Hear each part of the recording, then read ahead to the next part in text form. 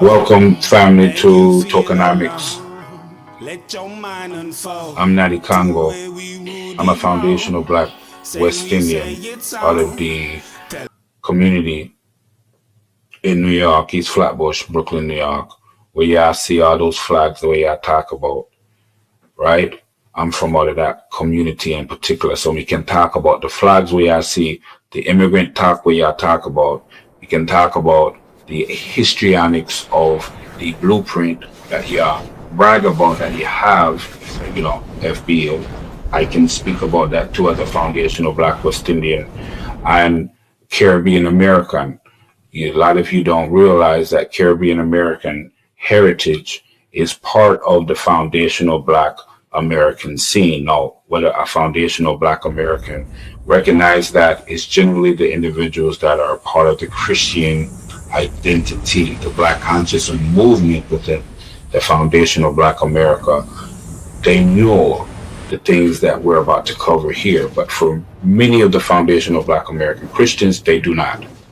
Okay, so this will be eye-opening even for them. However, we've used a Supreme Court evidentiary chain of receipts. So any issues where individual with them have, all the receipts will be in this docu-series. They can take it and do their own research there. We're not here to debate. This is not up for debate. Okay, so anyway, thank you for being here.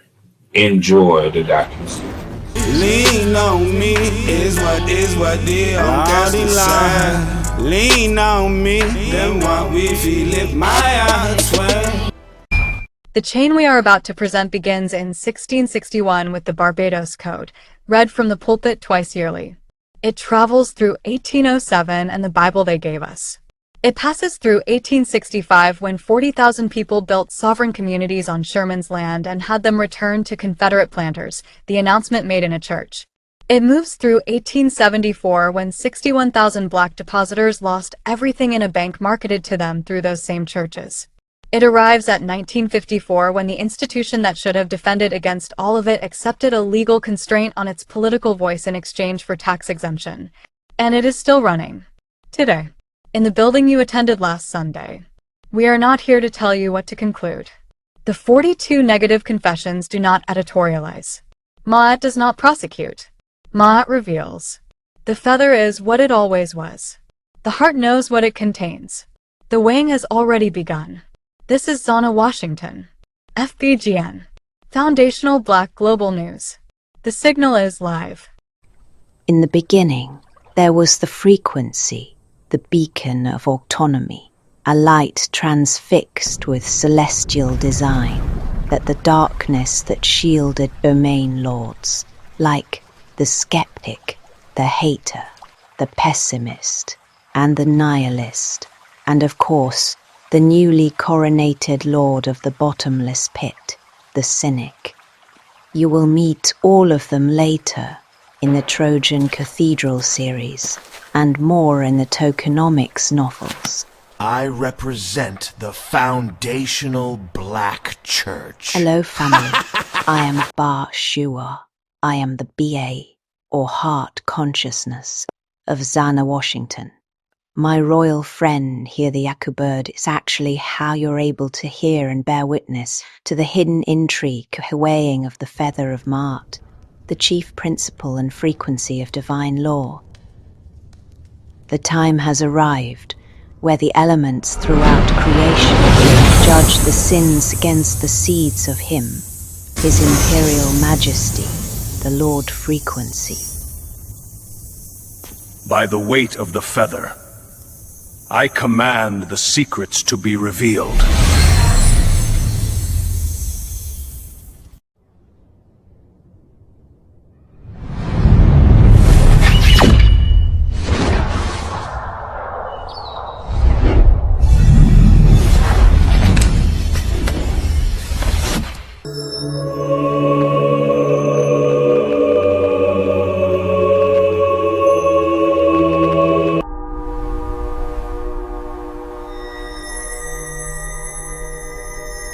Then the Neth Cheru are assembling, even while the stalking wolf, full of his prey's blood in his belly, boastfully proclaims, They can't hide from me. I have the key to the sanctuary.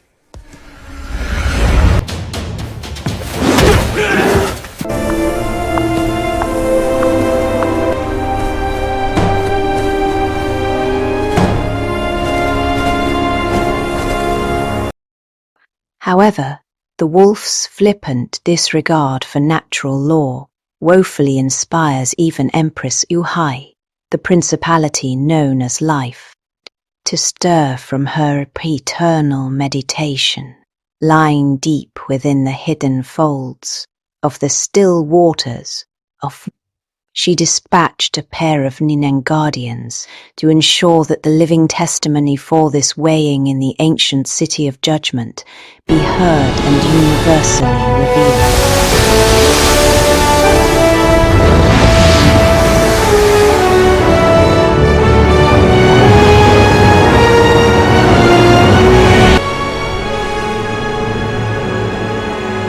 In the world between worlds, where on the surface things are not always what they seem below the calm current, the noon guardians, travelling within the substrate that even live beneath the bottomless pit, begin to dive down into the lower regions of mystery.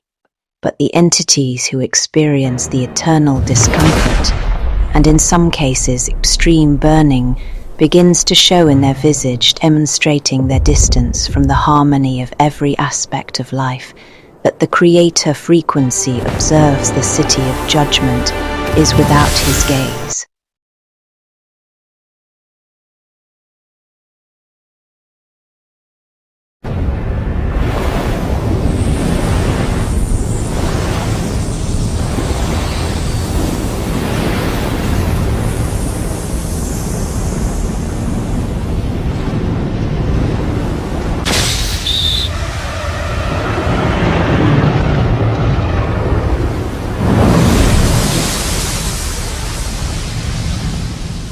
Oh yeah, go pray. Only roadness them say. Fire ganja light that on three. Dance all we soul. I wish she calling early morning. Blaze time Jaja know. She'll make your head spin like dust cup of pain. Waistline she a show. She a grind she nanny. Enough girl them pray. On the road man them say. Fire ganja light there on three. So where's the love? Why all the grudge? See all the breezes all in the club. Bring me that kitty. Girl you so freaky. Watch you get busy. So me watching you guys. Bottles of toasting. Ganja they smoking. She having that notion. She's about to erupt. The signal is confirmed. I get a youth. When I see it, the world try skinner. Problem snowball till bigger. Oh, me to net how we wrote. Hina, deepest valley. When I see it, watch these stingy rat traps full of fast pretenders. Roadman I move with vigor. Watch this natty cargo now I enter. Sick with mama sita. Go a bring him and I want for meter. Boy we then locking in the eater. Bonus all we teacher. Yo like some garbage to Marika. Yo Apis rescue from the shitter. Chop out she a leader. Yo a rare road if he come reader. Yo me not give a bomber creature. For my name a bigger. Cause she they hungry for the slicker. Yo love for we feel what she figure. Let it go. The proceeding needs to understand one specific thing about the 1661 Plantational Code before any other receipt can be fully measured. It was sophisticated, not crude, not improvised, not the product of ignorance or barbarism. It was a precisely engineered legal instrument produced by men who understood exactly what they were building and exactly what it would produce. The code classified African people as property, is real estate, is objects that could be bought, sold, inherited, and used as collateral for debt. Now, in 19751, a 19-year-old surveyor gentleman from Virginia arrived on this island and wrote in his diary, that he was perfectly ravished by the beautiful prospects, which on every side presented to our view. His name was George Washington. He had never been more than 200 miles from where he was born. He had never seen theater. He had never attended the kind of dinner parties this island hosted. He had never observed military fortifications of this sophistication. He had never seen agricultural innovation at this scale. He studied what he found here. He applied what he learned here. The man who became the first president of the United States was shaped fundamentally by what he experienced. In this house, on this island, I need you to understand something about what built this room, what funded the theater tickets, what produced the agricultural innovations George Washington found so remarkable when made this part the commercial hub of the entire Atlantic trade network. It was the 1661 plantational pope, known amongst our blacken, that went to America, known today as the slave codes, or the black coat. 80 years before Washington arrived and was ravished by what he saw here, this island produced the most comprehensive legal architecture for the bondage system. Now the proceeding needs the theological receipt, because the code did not operate alone. The colonial church arrived alongside the code, and the colonial church made a specific claim that the God whose authority was supreme over all human law had ordained the institution, that the Bible, the document they established as the universal law above all human legislation, sanctioned what the code administered. This claim was preached from the pulpit twice yearly in Barbados, documented in the colonial church records. The legal framework and the theological framework were not separate arguments. They were the same argument made in two languages. The law said the institution was legal. The theology said the institution was ordained by God, both pointing to the same conclusion. The 1661 Plantation Code is in the Barbados National Archive. The Carolina Fundamental Constitutions with John Locke's name on them are in the public record. George Washington's diary entry about Barbados is at the Library of Congress. The colonial church records documenting the twice-yearly pulpit sanction of the institution are in the historical archive. All of it documented, all of it available, all of it in the permanent record. The chain this proceeding examines did not begin in America. It was imported from a Caribbean island that most people know as a vacation destination. The blueprint was written here. Code did not stay in Barbados. This is the receipt the proceeding needs to hold before any subsequent witness testifies. The Barbados planters, the specific men who wrote and signed the 1661 Code, migrated to Carolina in 1669. They brought the code with them.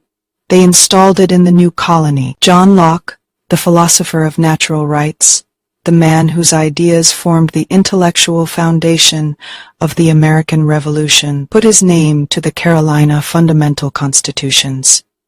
In 1669, the document that installed the Barbados architecture on American soil, the philosopher of liberty and the architect of captivity were the same man. In the same decade, with his name on both documents. What you just heard from our first witness establishes something this proceeding will return to across every episode.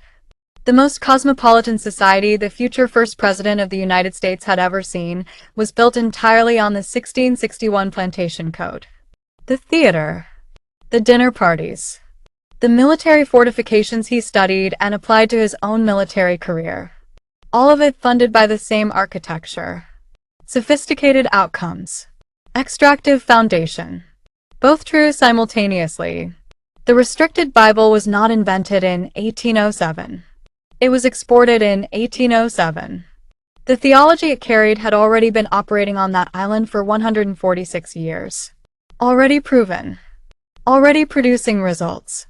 Now the proceeding moves forward in time. I spoke in 1914. Not as a politician, not as a philosopher, not as someone who had read the argument in a book and decided to organize around it, as someone who understood from the specific experience of being born black in St. Anne's Bay, Jamaica in 1887, that the question of sovereign economic independence was not a theoretical question. It was the only question. The way we can best take care of ourselves is to have land and till it by our own labor. Edmund Garrison Frazier said those words in Savannah, Georgia in January 1865. He was 67 years old. He had been born into captivity in North Carolina. I was born 22 years after he said those words. I never read them. I arrived at the same conclusion from a different geography, in a different generation. The argument is not mine. The argument is indigenous to the frequency. Now to our next witness, unforgettable Congo Jemmy.